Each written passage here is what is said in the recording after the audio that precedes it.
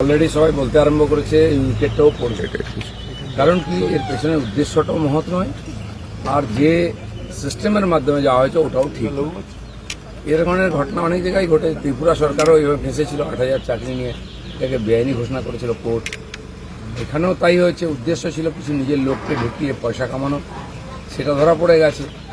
যেমন এই 26,000 টিচারের কেস হাইকোর্ট যেরকম বলেছিল, সুপ্রিম কোর্ট সেটাকেই মেনে নিয়েছেন। আমার মনে হয় এতেও সেরকম হওয়ার সম্ভাবনা। আবার একটা বড় হাহাকার হবে, আর আবার হাজার হাজার মানুষ হতাশ হয়ে যাবেন, তারা ডিপ্রেশনে চলে যাবেন।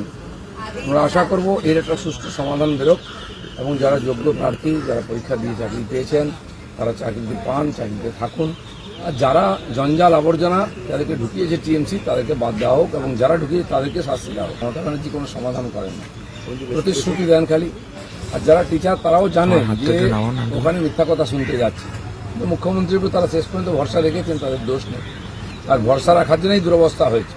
আপনার মনে করুন, যখন ইউক্রেন যুদ্ধ শুরু হলো, ওখান থেকে হাজার হাজার মেডিকেল স্টুডেন্ট চলে এসেছেন, তাদেরকে অভিভাবক সহ ডেকেছে, বলেছিলেন আমি আছি, আমি দেখে নেব। এখন সেই স্টুডেন্টরা কোথায়, উনি কোথায়, উনি তার জন্য কী করেছেন কিন্তু ভুলেই গেছেন। কেন মমতা ব্যানার্জি আজ পর্যন্ত কোনো কথা রাখেননি, বারবার প্রতারণা করেছেন। যারা ভরসা করেছে তারা ডুবেছে। উনি যদি সত্যি চাইতেন তাহলে তো যোগ্য অযোগ্য লিস্ট কোর্টকে আগেই দিয়ে দিতেন, বা যখন হাইকোর্টের রায় এলো সেই রায়টা মেনে আর যোগ্যদের আলাদা করে চাকরি দিয়ে দিতেন। অযোগ্যদের কথা কী করে, এটা উনি ভাবুন। তার পার্টির লোকেরা টাকা নিষেধের দায় আছে, দায় অন্য কারণে। তারা আন্দোলন 5 বছর ধরে করছেন, রাস্তার ধারে বসে আছেন। তারাও শিক্ষা বিভাগের লোক, কেউ প্যারা টিচার, কেউ পার্ট টাইম, কেউ এসএসসি পাস করে বসে আছেন, এখনও হয়নি। তার সঙ্গে মমতা ব্যানার্জি বা তার পার্টি কেউ দেখাও করে না, তাদের নিয়ে কোনো চিন্তাই নেই।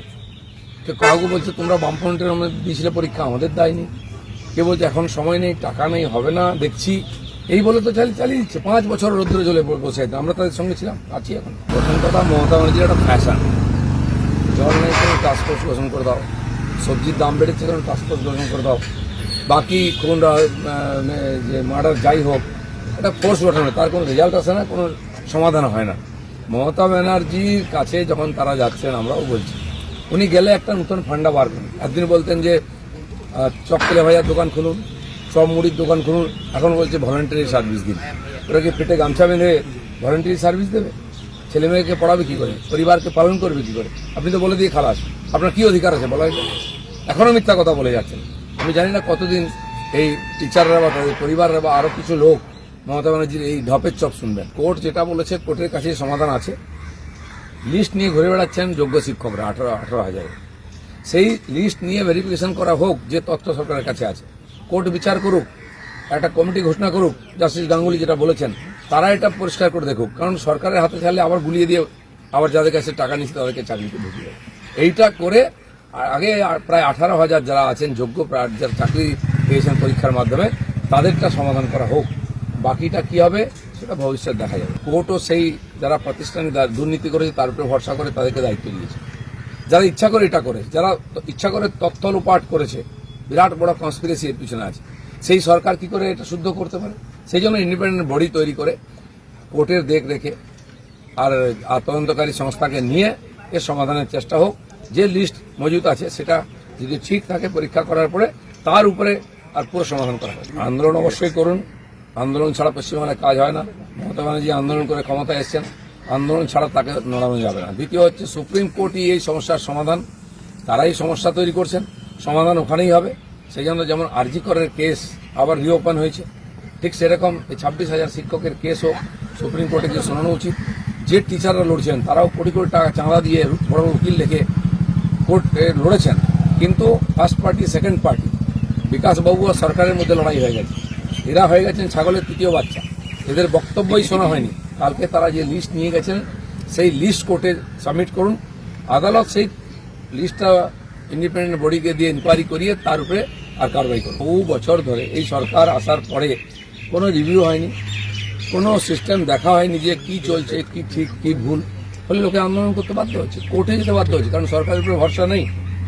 এই যে দুর্ভাগ্যজনক পরিস্থিতি, এই 6-7 হাজার লোকের কাছ থেকে 8,000 লোকের কাছ থেকে টাকা নেওয়া হয়েছে, বা কিছু একটি বিশেষ সম্প্রদায়ের লোক তার মধ্যে আছে, তাদেরকে চাকরি দিতে বাধ্য হয়েছেন। তাই বাকি 18,000 যে যোগ্য শিক্ষক, তাদের ভবিষ্যৎ অন্ধকারে গেছে। ঠিক সেরকম আজকে যে রায় আসবে সেখানেও যোগ্য লোকেদেরকে প্রতারিত করে অযোগ্য লোকেদের কাছে টাকা নিয়ে চাকরি দেওয়া হয়েছে। এই যে পাপটা করেছে টিএমসি সরকার, তার জন্য তো একদিনও তাদের ক্ষমতায় থাকার অধিকার নাই। আমার মনে হয় যতক্ষণ এই সরকার না যাচ্ছে বা রাষ্ট্রপতি শাসন না হচ্ছে, এই সমস্ত কিছু যে চক্রান্ত তার সত্য সামনে আসবে। টিএমসি কার পক্ষে সেটাকে বলতে হবে, যোগ্যদের পক্ষে না অযোগ্যদের পক্ষে। এটা মমতা ব্যানার্জি চক্রান্ত দুটোকে গুলিয়ে দিয়েছেন।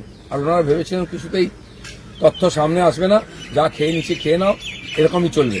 আমি বলছি এখনো সময় আছে, সুযোগ আছে, সত্য সামনে আসবে, যোগ্যরা নিশ্চয়ই চাকরি পাবেন, তার অধিকার ফিরে পাবেন।